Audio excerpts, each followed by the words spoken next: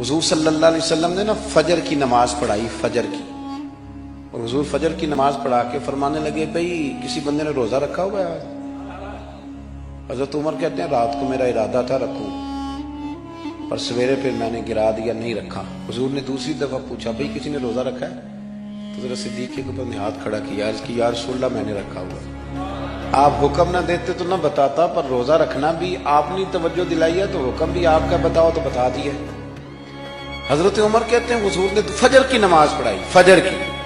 دوسرا سوال پوچھا بھی کسی نے کسی بیمار کی تیمارداری کی ہے؟ تو حضرت عمر کہتے ہیں میں نے فٹافٹ عرض کی یا رسول اللہ ابھی تو نماز فجر پڑھی ہے، اب گھر جائیں گے تو تیمارداری کریں گے۔ تو حضور نے فرمایا عمر تو ذرا ٹھہر جانا، جلدی نہ کر، ٹھہر نہ ذرا، رک تو صحیح۔ تو حضرت عمر فاروق رضی اللہ تعالیٰ عنہ فرماتے ہیں میں چپ کر گیا۔ حضور نے فرمایا بتاؤ بھی کسی نے تیمارداری کی ہے؟ تو صدیق اکبر نے ہاتھ کھڑا کیا، عرض کی یا رسول اللہ عبد الرحمن بن عوف رضی اللہ تعالیٰ عنہ 2-3 دن سے نماز پڑھنے نہیں آ رہے تھے، رات میں نے پتہ کرایا تو پتہ چلا بیمار ہے، اور حضور مجھے یہ بھی پتہ ہے وہ میرا یار ہے، مجھے پتہ ہے رات کو جلدی سوتا ہے پر تہجد میں ضرور اٹھتا ہے۔ تو حضور میں بھی ذرا فجر کے وقت جلدی اٹھا ہوں تو فجر میں آنے سے پہلے عبد الرحمن ابن عوف کی تیمارداری کر کے آیا ہوں۔ حضرت عمر کہتے ہیں میں نہ ہلکا ہلکا ڈھیلا پڑ گیا۔ حضور نے تیسرا سوال پوچھا، فرمایا کسی نے کسی مسکین کو کھانا کھلایا ہے؟ کھانا کھلایا ہے کسی مسکین کو؟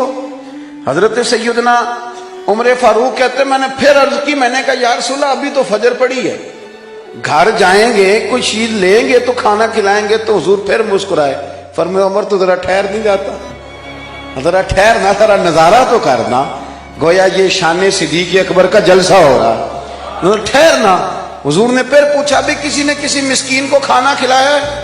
تو حضرت عمر کہتے ہیں لوگ سارے دائیں بائیں دیکھ رہے تھے اور میں چپکے چپکے ابو بکر کو دیکھ رہا تھا کہ مجھے پتا تھا کہ بولنا اسی نہیں ہے، اور دل میرا کر رہا تھا کہ کہہ دوں دیو جناب جواب، دل میرا کر رہا تھا۔ وہ سمجھ گئے تھے کہ سونا راضی کن کاموں میں ہو، بس یہ نقطہ انہوں نے پا لیا تھا۔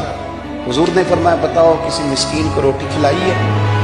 جناب سیدنا صدیق اکبر نے ہاتھ کھڑا کیا، عرض کی یا رسول اللہ سویرے اٹھا ہوں تو چھوٹا بیٹا بھی اٹھ گیا تھا، اور میرے وضو کرتے سنت پڑھتے ماں سے کہنے لگا بھوک لگ رہی ہے، تو ماں نے 2 روٹیاں بھی پکا دی۔